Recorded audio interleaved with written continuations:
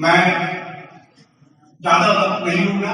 मैं आग्रह करूंगा अपने माननीय मुख्य वक्ता डॉक्टर रामदेव भारद्वाज जी से कि वे आए और अटल बिहारी वाजपेयी के बारे में हमें कुछ बताएं। इस सभागार में उपस्थित समस्त विद्यार्थियों, हम सभी के प्रेरणा स्रोत और राजनीतिक पुरोधा, जिन्होंने प्रत्यक्ष अप्रत्यक्ष रूप से हम सभी को प्रेरित किया, प्रभावित किया, माननीय गांधी जी राज साहब, रणवीर भाई, विभागाध्यक्ष महोदय और कुछ जो अभी नए शिक्षक के रूप में पदस्थ हुए, वो सभी प्राध्यापक। मैं एक बात अपने व्याख्यान के आरंभ में कह दूं कि इसे आप कोई उद्बोधन या व्याख्यान न समझें। यह एक सामान्य बातचीत का धरातल है। हम व्याख्यान से नीचे उतर के बात करेंगे, क्योंकि व्याख्यान सुनने के लिए होते हैं, अनुकरण के लिए नहीं। उपदेश याद करने के लिए और दूसरे को देने के लिए होते हैं, उससे व्यक्ति के जीवन का कोई संबंध नहीं। इसलिए हम एक बहुत छोटी बातों पर जो मैंने अनुभव किया या मेरी दृष्टि में मुझे लगा कि अटल बिहारी वाजपेयी जी के संबंध में विस्तारित होनी चाहिए, सभी को इसका ज्ञान होना चाहिए, उन पर बहुत संक्षेप में फोकस करूंगा। समय काफी हो चुका है, अधिक समय नहीं लूंगा, लेकिन अपनी बात को रखने के लिए आपकी इजाजत चाहूंगा।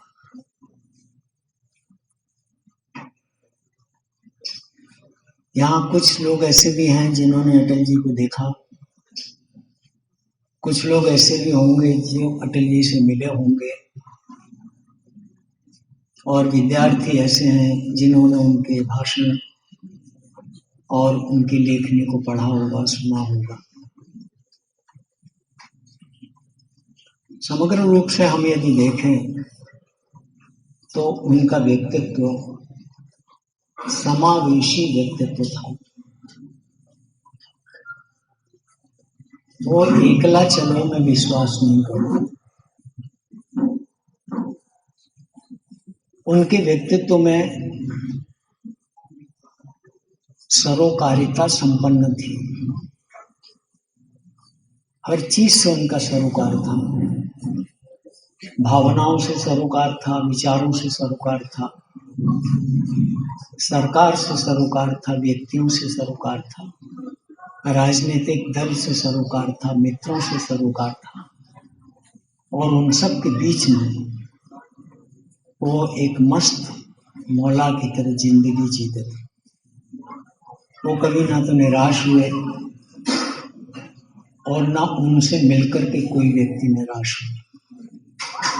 उनके विचारों को सुनने के बाद जिस उल्लास और नई ऊर्जा का संचार आज के राजनेताओं में होता है, उतना ही आज के कवि हृदय संपन्न व्यक्तियों में होता है। विद्यार्थी भी ये देखते हैं कि उनका जो विद्यार्थी जीवन था किस तरीके से गुजरा और उन्होंने अपने आप को कैसे ढाला। यह हम सब के लिए प्रेरणा का विषय है। समन्वयवादी थे और संवेदनशील थे, वेदना विहीन नहीं थे,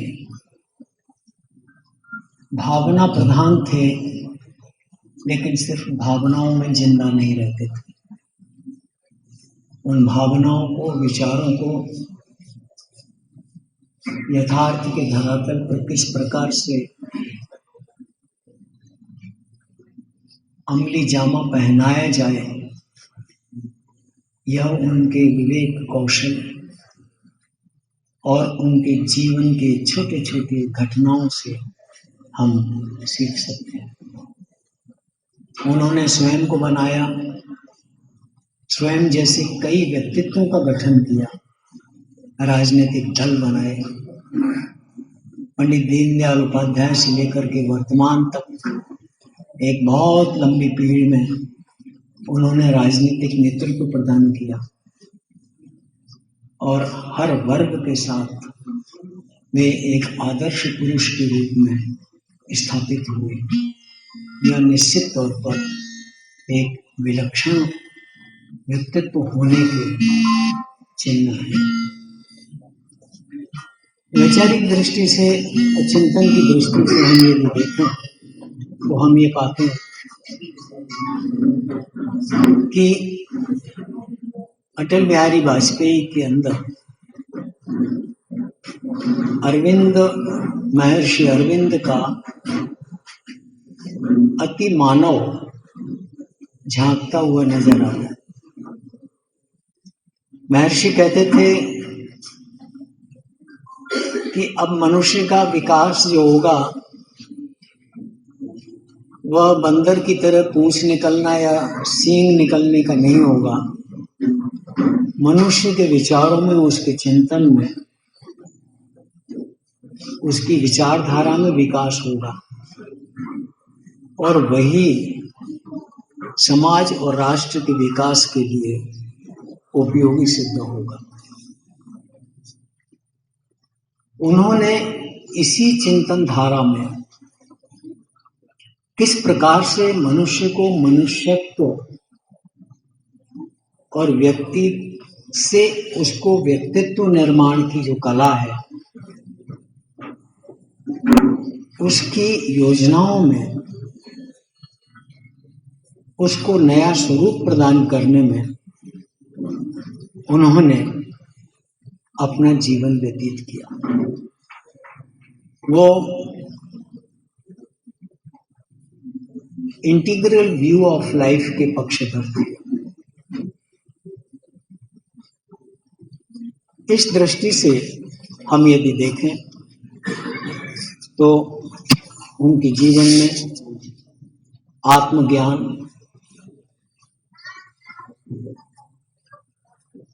सृजनात्मकता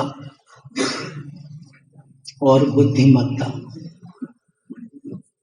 जिसे हम स्पिरिचुअलिटी, क्रिएटिविटी एंड इंटेलेक्चुअलिटी इनके नाम से परिभाषित कर सकते हैं, इनका बहुत अच्छा इक्विलिब्रियम था। वे नास्तिक नहीं थे लेकिन रूढ़िवादी आस्तिक भी नहीं थे। उनके जीवन की अनेक घटनाएं ऐसी देखने को मिलती हैं। जब हम और आगे चलते हैं तो उनके विचारों में हमें एक और बदलाव या एक और दृष्टि देखने को मिलती है। वह है उदारवादी लोकतंत्र की। वे लोकतंत्र को तकियानुसी लोकतंत्र के रूप में नहीं देखना चाहते थे। वो मान के चलते थे कि भारतीय परिवेश का लोकतंत्र उदारवादी होना चाहिए, लिबरल होना चाहिए, क्योंकि India multi ethnic, multi cultural, multi linguistic, multi religious और इंडिपेंडेंट मल्टी है, घर परिवार से लेकर के और पूरी सृष्टि तक। तो ऐसे में वे मानवेंद्र राव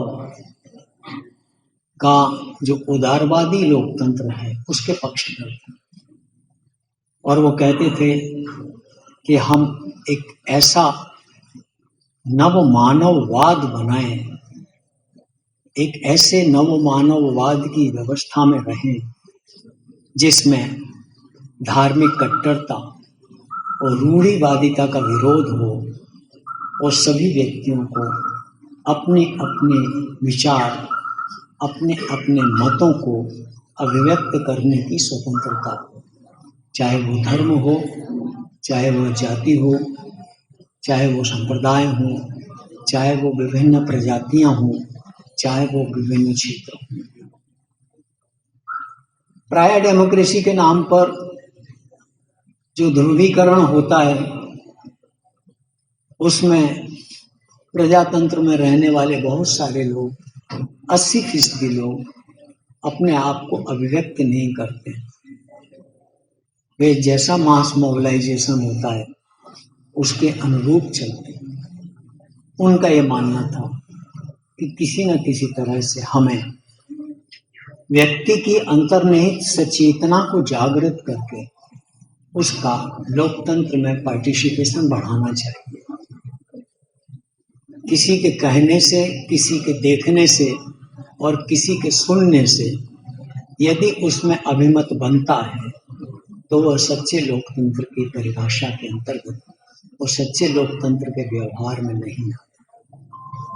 निश्चित तौर पर एक दशक में वे जयप्रकाश नारायण से भी बहुत प्रभावित हुए, उनके साथ में रहे, जेल में रहे, इमरजेंसी की ड्यूरेशन में।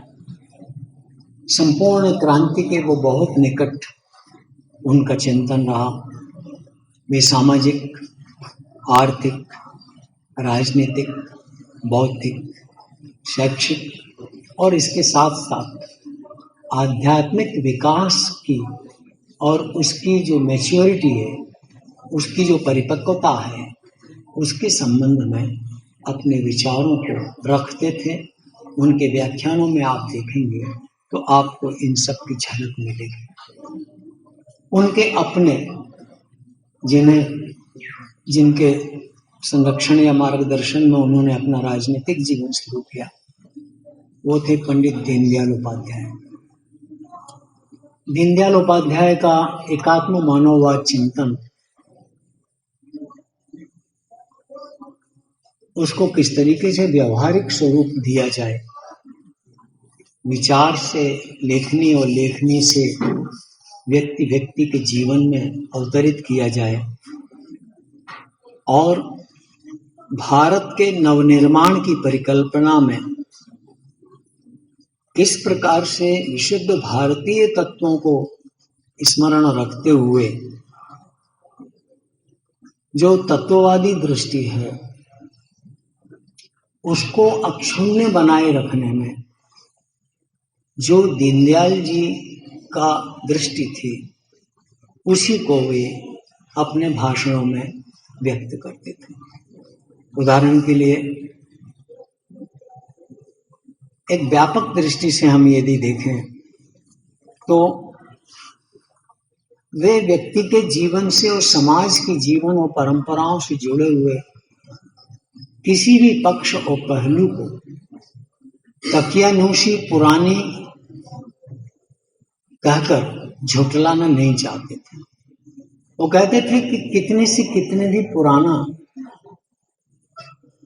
विचार है या कितना भी पुराना यदि कोई संकल्प है तो उसमें हमें वर्तमान परिस्थितियों के अनुरूप अनुकूलता देखनी चाहिए। खास करके वे कला, संस्कृति, साहित्य, दर्शन,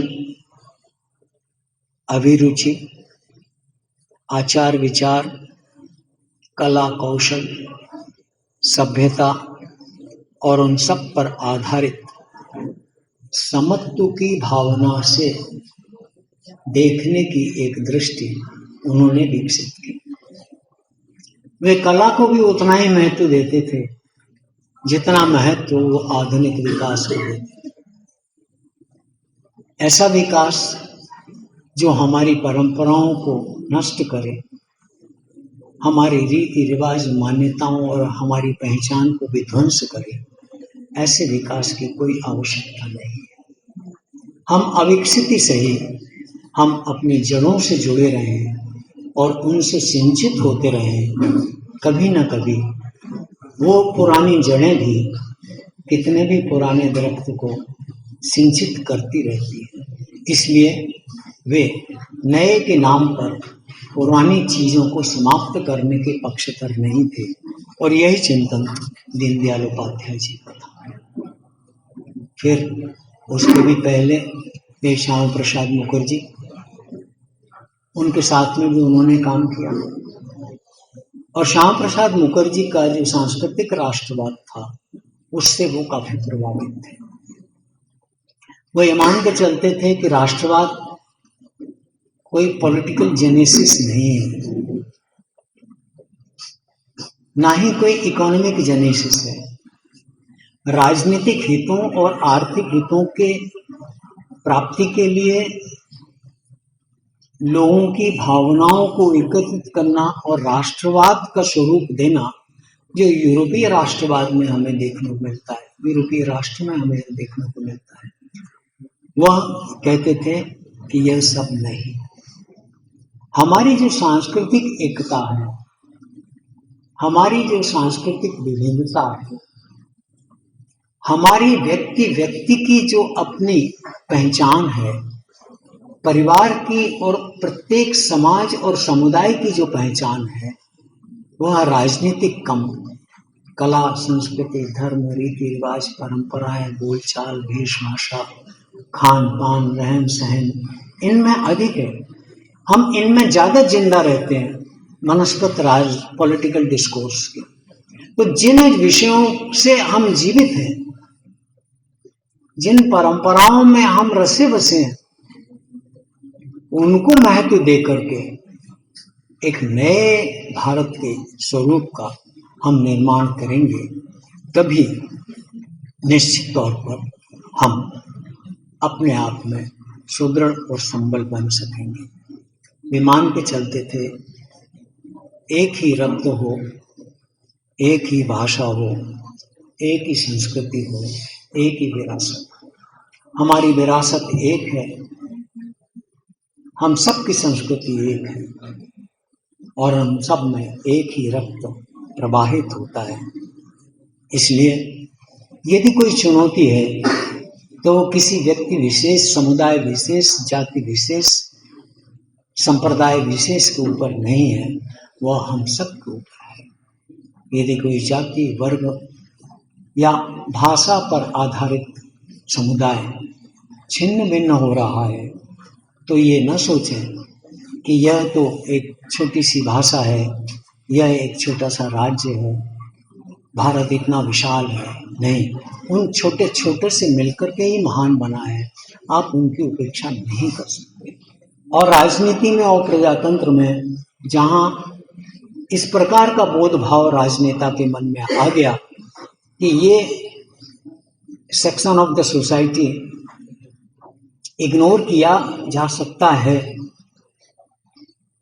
वोट के पॉइंट ऑफ व्यू से या पोलराइजेशन के पॉइंट ऑफ व्यू से हमारे पास 95% लोग हमारी जय जयकार बोलते हैं, 5 लोग नहीं बोलेंगे तो क्या अंतर पड़ेगा?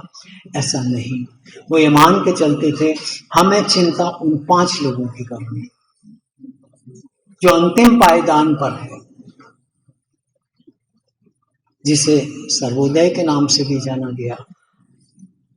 उसको पहले चिंता करें, और जो सर्व संपन्न है उसकी उपेक्षा भी न करें, लेकिन उसको उसके साथ में एक अच्छी संयुक्त युति बनाएं।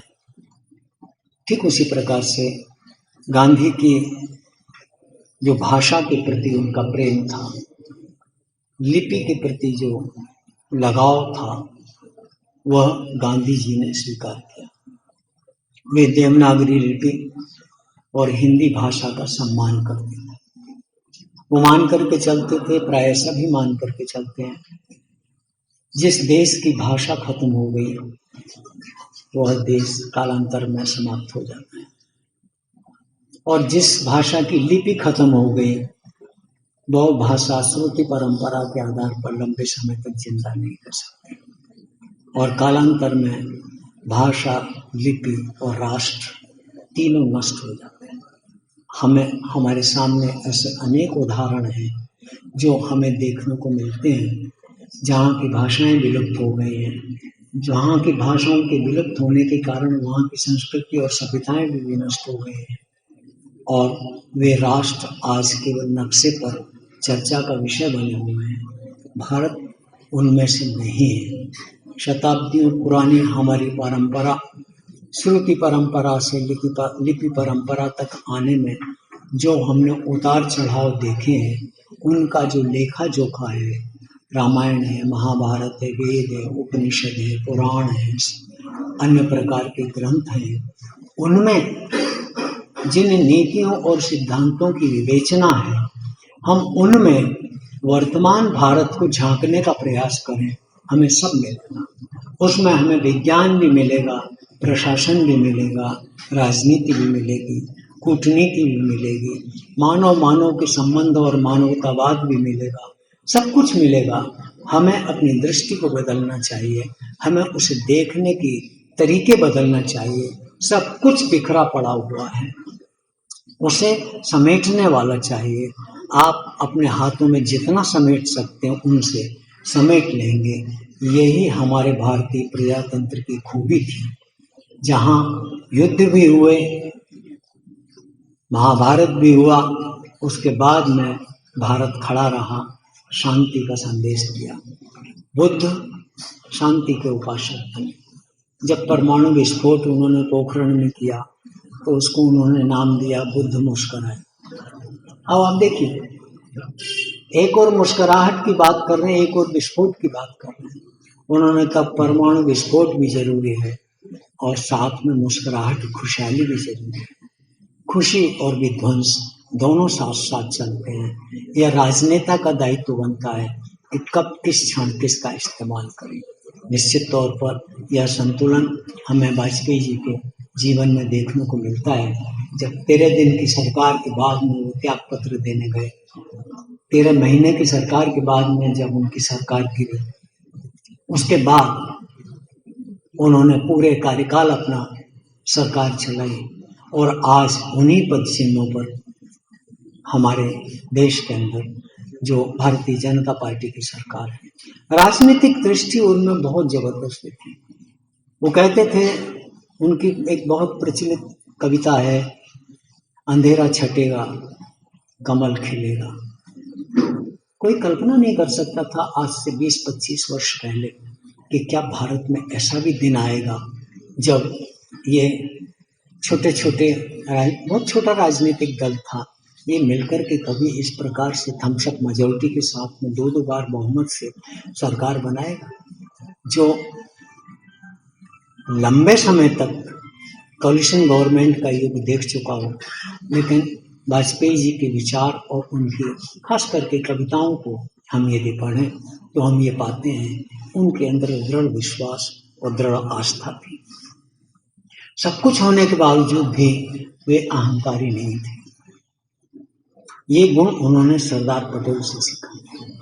सरदार पटेल ने स्वतंत्रोत्तर भारत में क्या क्या नहीं किया, लेकिन वे अहंकारी नहीं थे।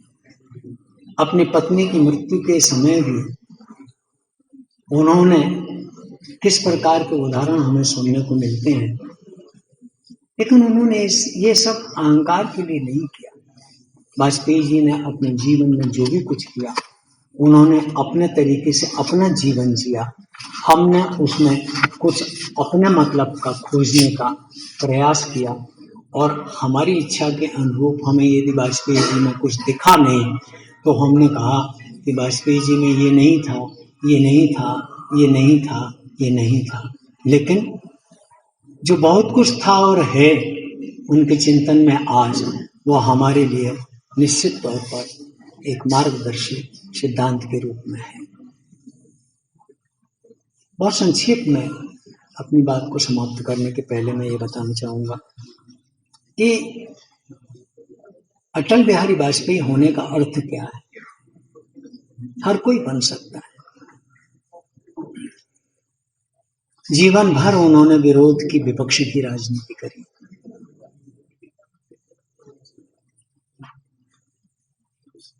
लेकिन जब प्रशंसा के क्षण आए राजनीति में, राष्ट्र के व्यक्तित्व के विकास का विषय जब आया तो उन्होंने सत्ता पक्ष का साथ लिया और सत्ता पक्ष को भी सराहना की। एग्जाम्पल नहीं दूंगा।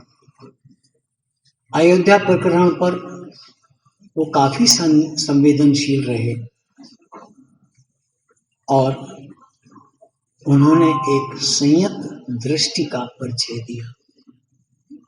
वे चाहते थे तो एक अलग प्रकार के उद्घोषण और प्रमाण प्रस्तुत कर सकते थे, लेकिन वे एक संतुलित भाव से उन्होंने इस बात को दिया।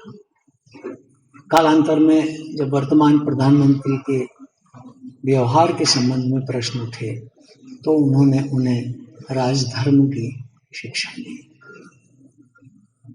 कविताओं ने देश की दयनीय स्थिति और सामाजिक संघर्ष को अभिव्यक्त किया। सिद्धांतों के लिए उन्होंने सत्ता का त्याग किया। वे चाहते तो 13 दिन की सरकार, 13 महीने की सरकार में कहीं भी समझौता करके वे सत्ता का सुख प्राप्त कर सकते थे, जैसा कि वर्तमान में हमें अन्य राज्यों में देखने को मिलता है, जिनके विरुद्ध राजनीतिक दल या सामाजिक वर्ग जीवन भर लड़ता रहता है, लेकिन सत्ता के सुख के लिए वो उन्हीं के चरणों में जाकर के बैठ जाता है। यह अटल जी के व्यक्तित्व में, उनके चिंतन में देखने को नहीं मिलती। वे एक भाषा, एक राष्ट्र, एक ध्वज के समर्थक थे। राष्ट्र हित सर्वोपरि है। चाहे पाकिस्तान को लताड़ने की बात हो, चाहे अमेरिका के साथ संबंध बिगाड़ने की बात हो, वो कहते थे हार नहीं मानूंगा, रार नहीं ठानूंगा, न तो हारूंगा न शत्रुता करूंगा, अपने मार्ग पर चलूंगा, एक न एक दिन यह सब इसी मार्ग के अनुयायी होंगे। और यह हुआ भी, ऐसी बात नहीं। जब आगरा में मुशर्रफ की यात्रा हुई कारगिल युद्ध के बाद, तो उसके बावजूद भी, कारगिल युद्ध के बावजूद भी उन्होंने पाकिस्तान से शत्रुता का संकल्प नहीं लिया, उसको इनवाइट किया। भारतीय राजनीति में सहिष्णुता का परिचय दिया, विनम्रता का परिचय दिया। स्वधर्म के निर्वहन पर उन्होंने अधिक जोर दिया। बोले हम दूसरे का धर्म निर्वहन करने की शिक्षा कम, और अपने को अपने धर्म के अनुरूप जो हमारे मार्ग हैं उन पर चलना बहुत जरूरी होगा। साम दाम दंड भेद, इसकी राजनीति के तांडव से वो ऊपर उठे हुए थे। ऐसा नहीं है कि वो ये सब जानते नहीं थे, जानते थे, लेकिन ये ऊपर उठे हुए थे। अटल जी ने किसी से कोई ऐसा समझौता नहीं किया जो उनको, उनके दल को या उनके विचारों को बदनाम करे। मूल्यपरक संविधान के अनुरूप उन्होंने आचरण किया। जनमानस से प्यार पर आधारित राजनीति की स्थापना की। स्वभाव से वो निष्प्रह थे, निर्मोही थे और फक्कड़ प्रवृत्ति के व्यक्ति थे। शांत, संयमित और संगीत प्रेमी थे। संस्कृति के घोर प्रहरी थे, अजात शत्रु थे। इसीलिए अभी भाई रणवीर जी ने कहा कि कोई भी राजनीतिक दल का नेता हो, वो अटल जी को आज भी स्मरण करता है। लोकतंत्र मात्र शासन चलाने की व्यवस्था नहीं है, अपितु यह एक पवित्र और नैतिक बंधन है, व्यवस्था है। राजनीति में असहयोग के संसदीय आचरण का हिस्सा उन्होंने नहीं बनने दिया। यद्यपि बहुत कुछ विचार किया जा सकता है और इन बिंदुओं की व्याख्या भी की जा सकती है उदाहरण से, लेकिन मुझे लगता है समय पर्याप्त हो गया है और सभी लोगों को अपने अपने हिसाब से जाना है। इसलिए मैं आप सबका धन्यवाद करते हुए अपना स्थान ग्रहण करता हूँ। और आप लोगों ने मुझे यहाँ आमंत्रित किया, जितने धैर्य से मनोयोग से आपने मुझे सुना है, मुझे भरोसा नहीं हुआ कि मैं इतनी देर तक बोलता रहा, आप लोग सुनते रहे। इसके लिए मैं सभी लोगों का हृदय से कृतज्ञता व्यक्त करता हूँ। आप सबका बहुत बहुत आभार।